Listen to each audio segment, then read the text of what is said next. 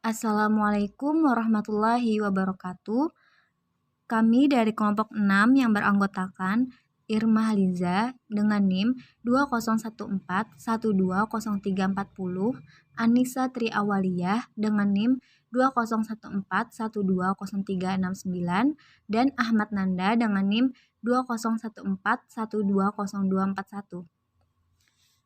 Di sini kami akan menjelaskan materi kami tentang akad ijarah dan implementasinya dalam lembaga keuangan syariah. Mata kuliah Fikih Muamalah Kontemporer, dosen pengempu Ibu Fitri Faizah MH. Langsung saja, definisi ijarah. Kata ijarah berasal dari kata azar yang berarti imbalan. Dari sinilah pahala dinamakan dengan azar. Namun dalam bab ini, ijarah diartikan sewa-menyewa. Sedangkan menurut syara ialah sewa-menyewa yang diartikan melakukan akad mengambil manfaat sesuatu yang diterima dari orang lain dengan jalan membayar sesuai dengan perjanjian yang telah ditentukan dengan syarat-syarat. Oleh karena itu, tidak boleh menyewa pohon untuk dimakan buahnya karena pohon bukanlah manfaat. Tidak boleh juga menyewa emas dan perak, menyewa makanan untuk dimakan, serta menyewa barang yang biasanya ditakar dan ditimbang karena semua ini tidak bisa dimanfaatkan kecuali dengan menghabiskannya. Tidak boleh juga menyewa sapi, kambing, atau unta untuk diperah susunya karena penyewaan memberikan kepemilikan atas manfaat. Sementara dalam kondisi ini, ia memberikan manfaat atas susu yang merupakan benda, padahal akad penyewaan berlaku pada manfaat dan bukan pada benda. Dasar hukum ijarah. Akad sewa-menyewa ini disyariatkan berdasarkan Al-Quran, Al-Sunnah, dan Al-Ijma. Firman Allah dalam Quran Surah At-Talaq yang artinya, tempatkanlah mereka, para istri, di mana kamu bertempat tinggal menurut kemampuanmu, dan janganlah kamu menyusahkan mereka untuk menyempitkan hati mereka. Dan jika mereka, istri-istri yang sudah ditalak itu sedang hamil, maka berikanlah kepada mereka nafkahnya sampai mereka melahirkan. Kemudian jika mereka menyusukan anak-anakmu, maka berikanlah imbalannya kepada mereka, dan musyawarahkanlah di antara kamu segala sesuatu dengan baik, dan jika kamu menemui kesulitan, maka perempuan lain boleh menyusukan anak itu untuknya. Quran Surah Al-Talaq. Ayat tersebut di atas menjelaskan tentang perintah memberi upah bagi para ibu yang telah diceraikan suaminya, kemudian menyusui anak dari hasil perkawinannya sebelumnya. Tradisi bangsa Arab pada zaman dahulu adalah menyusukan anaknya kepada orang lain. Dari sini muncullah istilah saudara satu susuan atau ibu susu, sebagaimana Rasulullah SAW yang disusukan kepada Halimah al-Sa'diyah.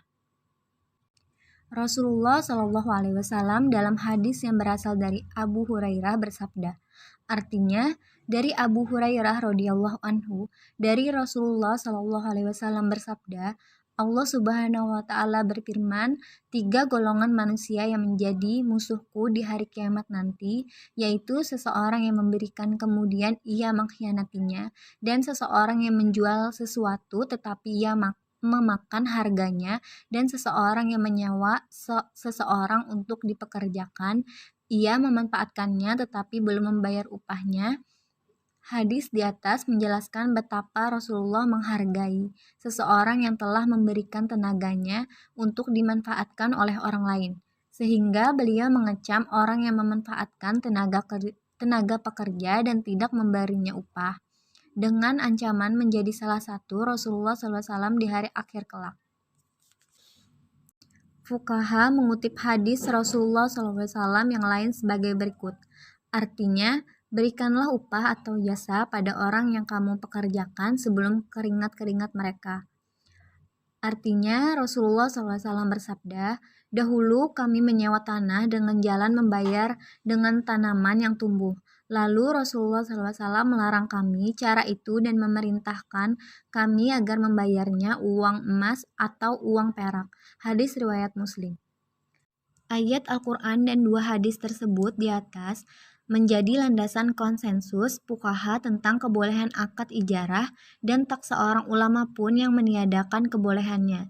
Ijarah disyariatkan berdasarkan hajat umat manusia guna memenuhi kebutuhan hidup mereka sehari-hari, baik kebutuhan pokok atau kebutuhan bukan pokok lainnya yang menunjang keberlangsungan hidup umat manusia. Rukun ijarah. Kalangan Hanafiyah berkesimpulan bahwa rukun ijarah terdiri dari ijab dan kabul. Tetapi menurut jumhur fuqaha adalah akidaini, yaitu muazar dan mustazir, dan sigat ijab dan kabul, kemudian upah dan manfaat.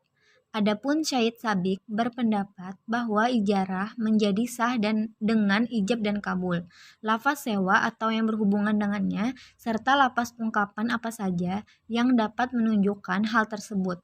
Untuk kedua pihak yang melakukan akad disyariatkan berkemampuan, yaitu kedua-duanya berakal dan dapat membedakan baik dan benar.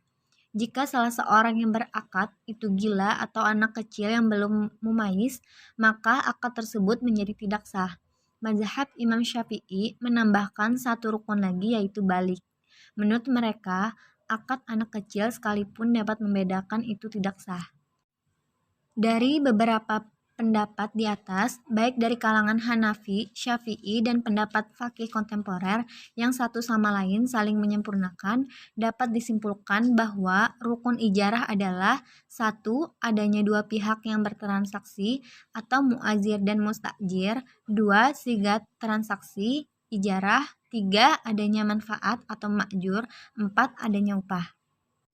Syarat sah ijarah. Syarat sah ijarah adalah sebagai berikut.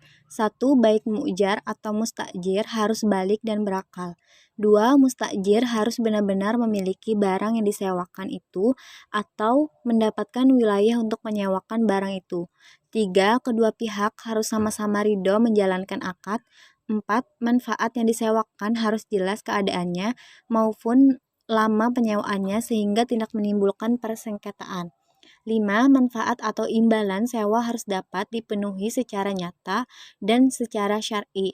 Misalnya tidak diperbolehkan menyewakan mobil yang dicuri orang atau perempuan haid untuk menyapu masjid. 6. Manfaat yang dapat dinikmati dari sewa harus halal atau mubah karena ada kaidah. Menyewakan sesuatu untuk kemaksiatan adalah haram hukumnya.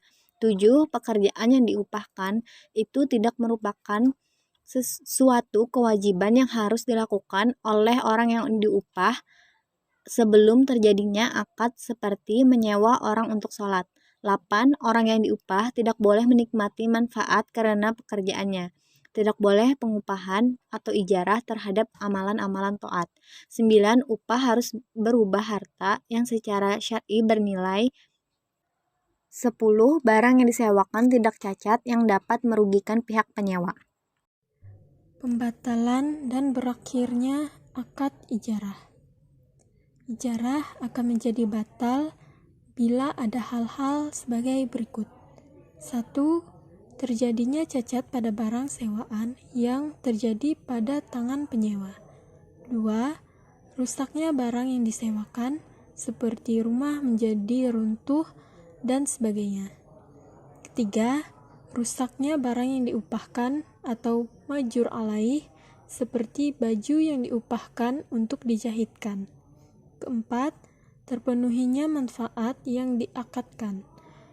Berakhirnya masa yang telah ditentukan dan selesainya pekerjaan. 5. Menurut Hanafiyah, boleh fasakh ijarah dari salah satu pihak seperti yang menyewa tok untuk dagang, kemudian dagangnya ada yang mencuri, maka ia dibolehkan memfasahkan sewaan itu. Berakhirnya akad ijarah adalah sebagai berikut. A. Jumhur ulama sependapat bahwa tidak batal akad ijarah dengan wafatnya salah satu orang yang berakad karena dia akad yang lazim atau harus seperti jual beli. B. Ikalah, pemutusan atau pemecatan. Karena ijarah pertukaran harta dengan harta, jadilah dia mencakup untuk ikalah menjadi akad jual beli. C. Terputus karena rusaknya barang tertentu seperti rumah yang runtuh, mobil yang tidak bisa jalan, dan sebagainya. Dalam praktek di dunia perbankan Islam, akad ijarah ini dibagi menjadi dua, yaitu yang pertama, ijarah dan akad ijarah, yaitu akad pemindahan guna atas barang atau jasa melalui pembayaran upah sewa, tanpa diikuti dengan kepemilikan atas barang tersebut. Yang kedua, ijarah muntahiyabi al-tamlik adalah sejenis perpaduan antara kontrak jual beli dan sewa, atau lebih tepatnya akad sewa yang diakhiri dengan kepemilikan barang di tangan si penyewa. Sifat kepemilikan inilah yang membedakan dengan ijarah biasa. Macam-macam ijarah. Apabila dilihat dari segi objeknya, fuqaha membagi akad ijarah menjadi dua macam, yaitu yang bersifat manfaat dan bersifat pekerjaan atau jasa. Akad ijarah yang bersifat manfaat umpamanya adalah sewa menyewa rumah, toko, tanah, kendaraan, pakaian, dan perhiasan. Apabila manfaat tersebut merupakan manfaat yang dibolehkan syara untuk dipergunakan, maka fuqaha sepakat menyatakan kebolehannya untuk dijadikan objek sewa.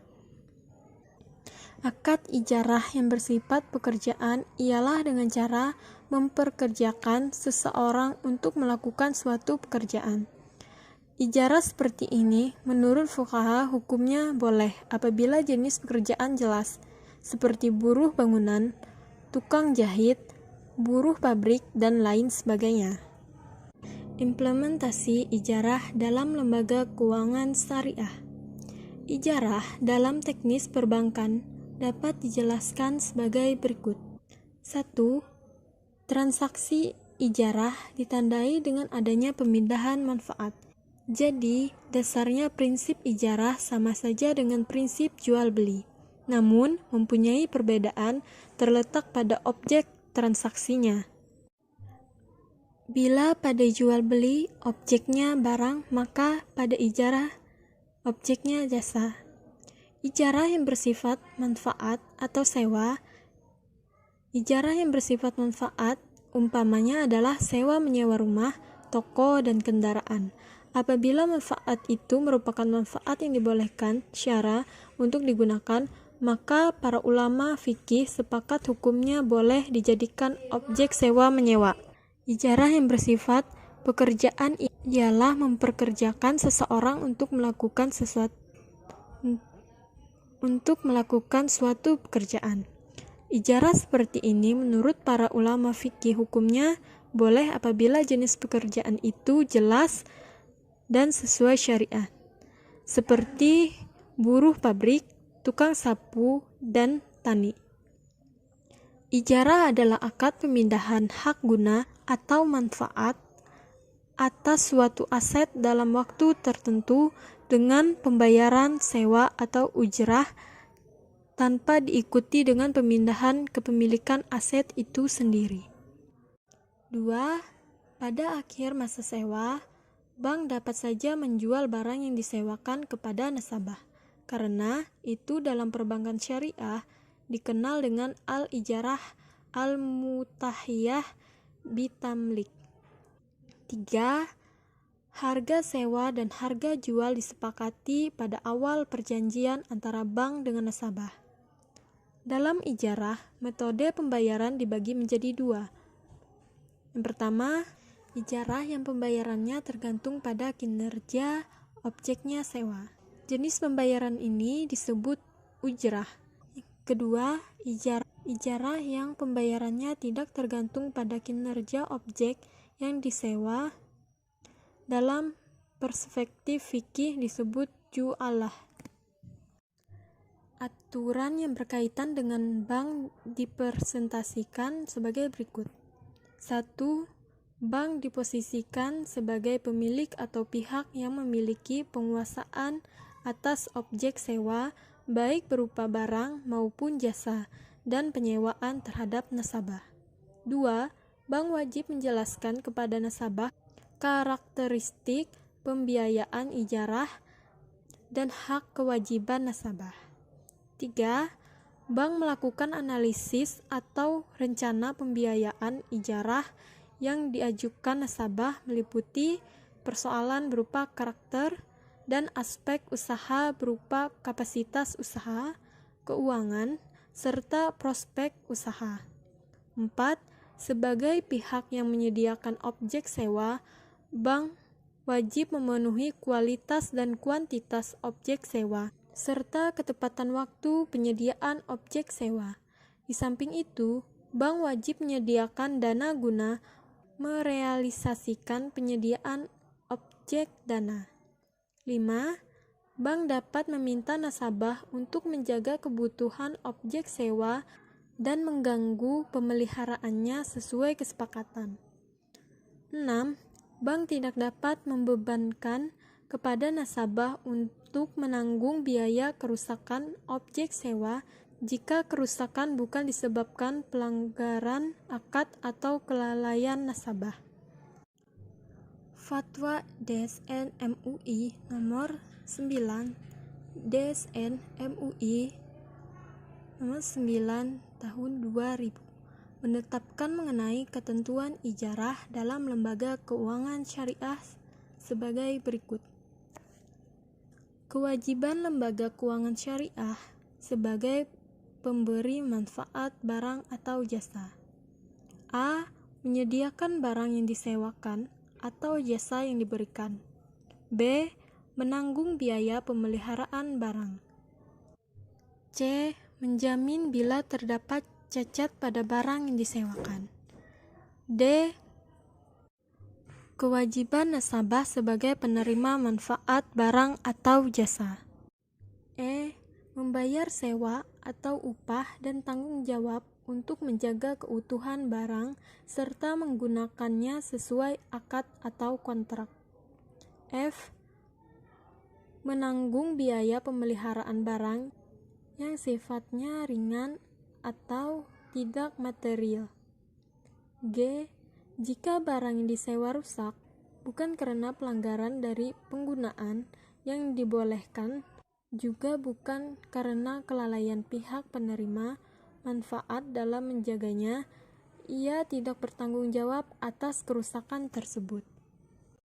Jenis barang atau jasa yang dapat disewakan adalah sebagai berikut. 1. Barang modal. Aset tetap seperti bangunan, gedung, kantor, dan ruko. 2. Barang produksi. Mesin, alat-alat berat, dan lain-lain. 3. Barang kendaraan transportasi. Darat, laut, dan udara. 4. Jasa untuk membayar ongkos, uang sekolah atau kuliah, tenaga kerja, hotel, angkutan atau transportasi, dan sebagainya. Bank-bank Islam yang mengoperasikan produk al-ijarah dapat melakukan langsung baik dalam bentuk operationalitas maupun financialitas. Akan tetapi, pada umumnya, bank-bank tersebut lebih banyak menggunakan al-ijarah, al-muntahiyah, bitamlik, karena lebih sederhana dari sisi pembukuan. Selain itu, bank pun tidak direpotkan untuk mengurus pemeliharaan aset, baik pada saat leasing maupun sesudahnya. Sifat akad ijarah. Para ulama fikih berbeda pendapat tentang sifat akad ijarah. Apakah bersifat mengikat kedua belah pihak atau tidak? Ulama Hanafiyah berpendirian bahwa akad ijarah itu bersifat mengikat, tetapi boleh dibatalkan secara sepihak apabila terdapat uzur dari salah satu pihak yang berakad, seperti salah satu pihak wafat atau kehilangan kecakapan untuk bertindak hukum. Akan tetapi, jumhur ulama berpendapat bahwa akad ijarah itu bersifat mengikat, kecuali ada cacat atau barang itu tidak boleh dimanfaatkan. Akibat perbedaan pendapat ini terlihat dalam kasus apabila seseorang salah seorang meninggal dunia. Menurut ulama Hanafiyah, apabila salah seorang yang berakad meninggal dunia, maka akad izaroh batal, karena manfaat tidak boleh diwariskan. Akan tetapi, jumhur ulama mengatakan bahwa manfaat itu dapat diwariskan karena termasuk harta, almal. Oleh karena itu, kematian salah satu pihak yang berakad tidak membatalkan akad izaroh. Pengembalian sewaan. Jika izaroh yang berakhir, penyewa berkewajiban mengembalikan barang sewaan. Jika barang itu dapat dipindahkan, ia wajib menyerahkan kepada pemiliknya. Dan jika bentuk barang sewaan adalah benda tetap, ikrar, ia wajib menyerahkan kembali dalam keadaan kosong. Jika barang sewaan itu tanah, ia wajib menyerahkan kepada pemiliknya dengan keadaan kosong dari tanaman, kecuali bila ada kesulitan untuk menghilangkannya. Mazhab Hanbali berpendapat bahwa ketika ijarah telah berakhir, penyewa harus melepaskan barang sewaan dan tidak ada kemestian mengembalikan untuk menyerahkannya, seperti barang titipan. Metode pembayaran ijarah. Pembayaran ijarah dapat dibedakan menjadi dua, yaitu ijarah yang pembayarannya tergantung pada kinerja objek yang disewakan, contingent to performance, dan ijarah yang pembayarannya tidak tergantung pada kinerja objek yang disewakan, not contingent to performance. Ijarah yang pembayarannya tergantung pada kinerja objek yang disewa disebut ijarah gaji, ijarah sewa. Sedangkan ijarah yang pembayarannya tidak tergantung pada kinerja objek yang disewa disebut jualah. Manfaat dan risiko yang harus diantisipasi.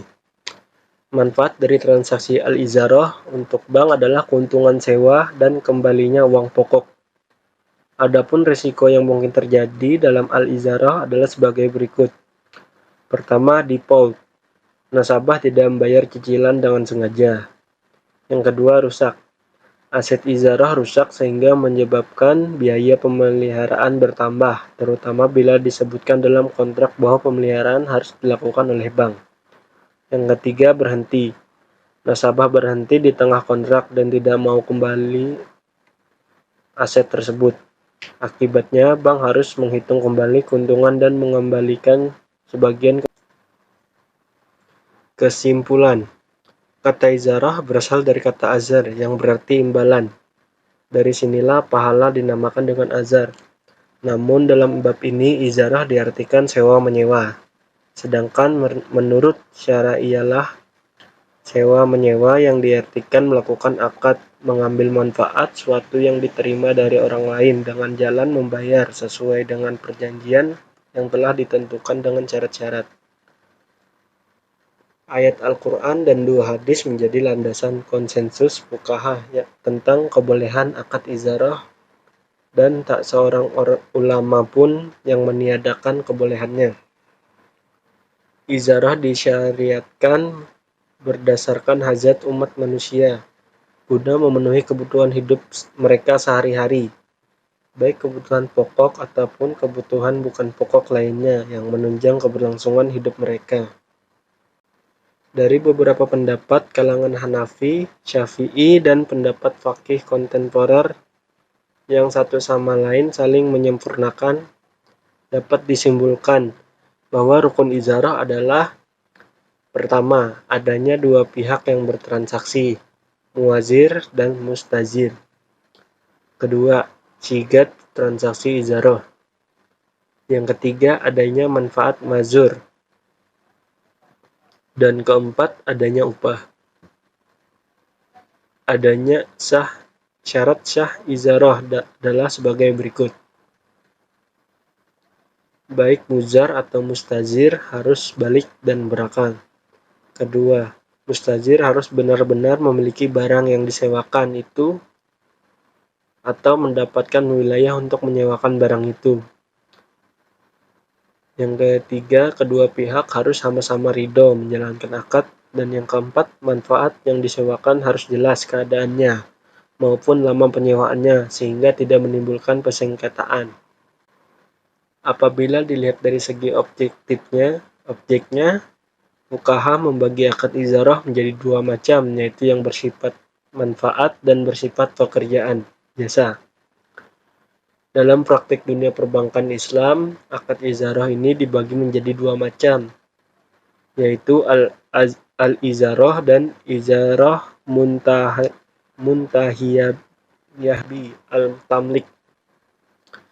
Implementasi ijarah dalam lembaga keuangan syariah. Menurut Kamus Ilmu Ushul Fikih, ijarah merupakan bagian dari fikih yang membahas tentang sewa-menyewa, macam-macamnya, syarat-syarat yang batal, hukum sewa-menyewa, serta hukum-hukum yang datang mengenai sewa-menyewa.